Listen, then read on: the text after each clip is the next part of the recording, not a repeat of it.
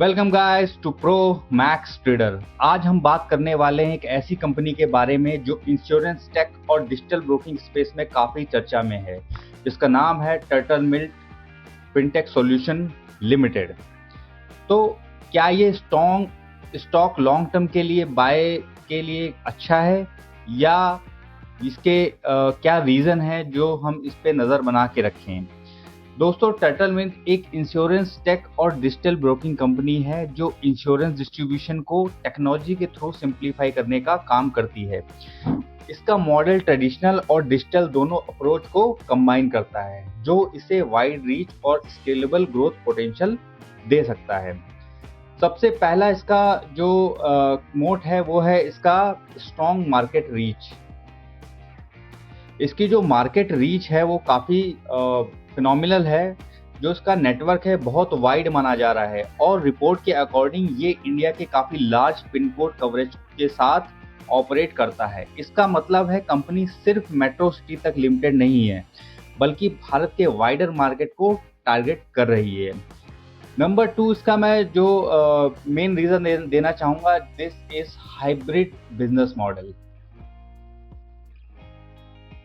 So basically इसमें है क्या कि digital platform plus agent network इसको फ्लेक्सिबिलिटी देता है। ये अप्रोच उन कस्टमर्स तक पहुंच बनाती है जो ऑनलाइन भी हैं, और उन लोगों तक भी जो डायरेक्ट एडवर्टाइजरी प्रेफर करते हैं। So they are using mixed approach. इनके एजेंट्स भी रहते हैं जो आपके घर पे आके आपके इंश्योरेंस, टर्म इंश्योरेंस या आपकी कोई फाइनेंशियल प्रोडक्ट की नीड पूरी करते हैं।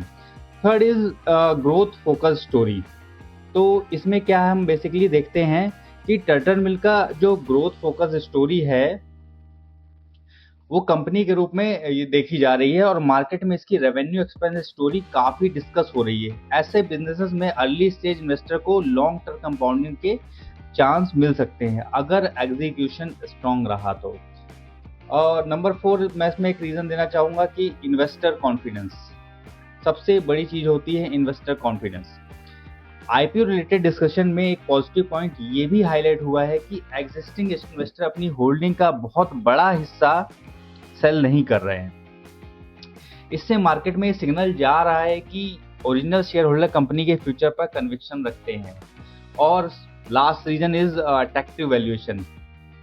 इसका जो वैल्यूएशन है काफ़ी अट्रैक्टिव है। कंपनी लॉस मेकिंग नहीं है, और रेगुलेटरी चेंजेस का इम्पैक्ट भी इस पे पड़ सकता है, लेकिन company is currently growing.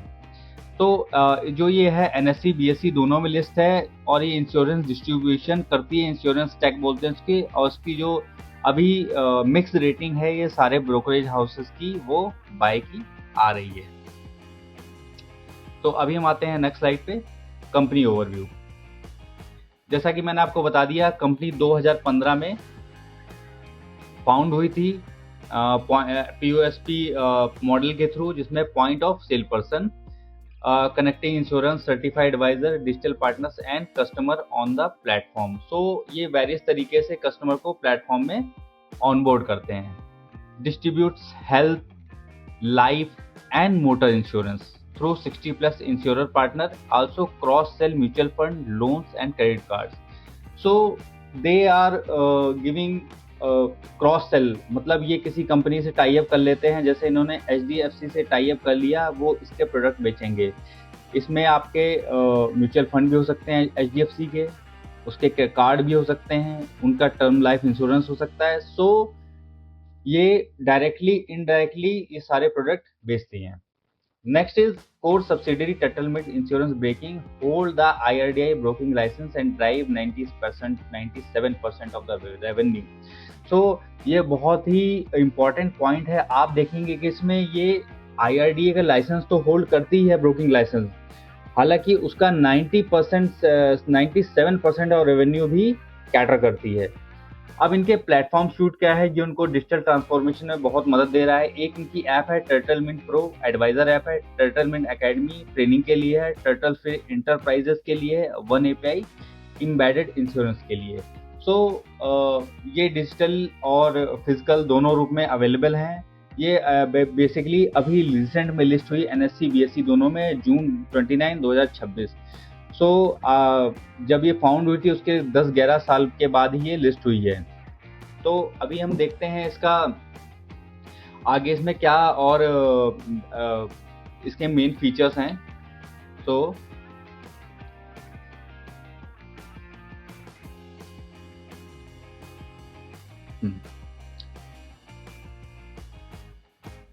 Company का distribution, market share and competitive position आपको देख लेते हैं। जो टर्टल मिंट है वो पॉइंट ऑफ सेल पर्सन के अकॉर्डिंग 16% ये कैटर करती है। इनका जो रेवेन्यू स्केल अप है आउटस्पेसिंग पीयर्स के कंपैरिजन में ग्रो कर रहा है। ये देखिए ग्रो कर रहा है। Sometime it was down 9 month के FY25 में ये डाउन था, बट अभी 741 करोड़ रुपए के प्रॉफिटेबिलिटी में है। ठीक है। सो पेनिट्रेशन है जो इंडियन इंश्योरेंस जो सेक्टर है उसका 3.7% ऑफ जीडीपी है, और वहीं यूएस और यूके में 12.1% और 11.8% है, जो कि बहुत ही लार्जर स्कोप है ऐसी कंपनियों को पेनिट्रेट करने के लिए। यूएस जैसी कंट्रीज में तो ये बहुत ही मैंडेटरी है, इंश्योरेंस लेना बहुत मैंडेटरी है। तो जो इंश्योरेंस डेंसिटी है यूएस की $97 पर कैपिटा है। So there is a lots of scope in the company जो उसको कैटर कर सकती है। आइए अब हम इसके चार्ट पे चलते हैं, जो कि अभी कंपनी लिस्ट हुई है जून में। तो हम इसका थोड़ा चार्ट समझ लेते हैं कि कंपनी में तो अभी हम इसका थोड़ा चार्ट देख लेते हैं। तो ये मैंने टर्टल मिंट का चार्ट खोल के रखा हुआ है। तो आप ये देखेंगे यहाँ पर जो इसका ओपनिंग हुई थी 134-35 रुपए के 135 रुपए के आसपास हुई थी। उसके बाद इसने काफी डाउन ट्रेंड लिया 135 रुपए के आसपास। ये इसका एक सर्टेन रेजिस्टेंस भी है जो ओपनिंग के टाइम हुआ था। ये बेसिकली एक न्यू रेजिस्टेंस है, और यहाँ पर स्टॉक ने इस रेजिस्टेंस को ब्रेक करने की कोशिश की। हालांकि स्टॉक अभी नीचे आ गया है। ये डेली का चार्ट है, मैं इसको थोड़ा सा क्लीन अप कर देता हूँ जिससे आपको ये चार्ट अच्छे से दिखाई दे।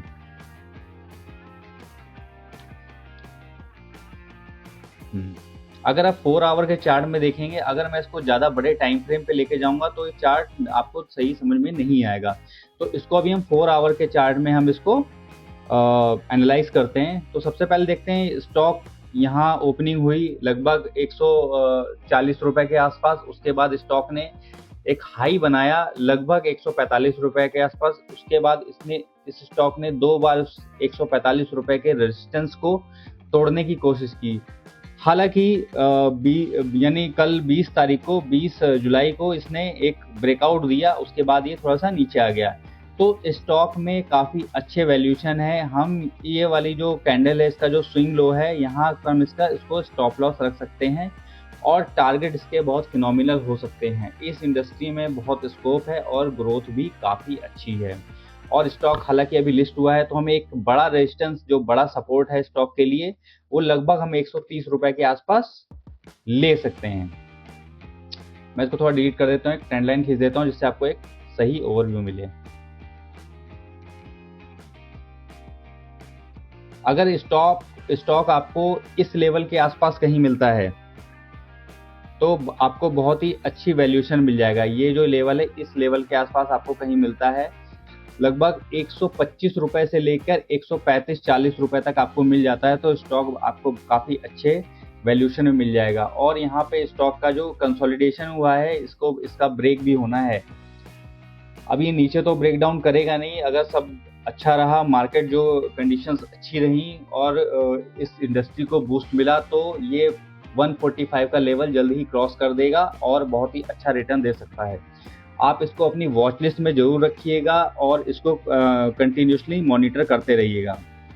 तो दोस्तों, आपको कैसा लगा इस Turtle Mint fintech solution limited का एनालिटिक्स? तो आप चैनल को लाइक करिए, सब्सक्राइब करिए और बने रहिए। तब तक के लिए हैप्पी इन्वेस्टिंग। जय हिंद।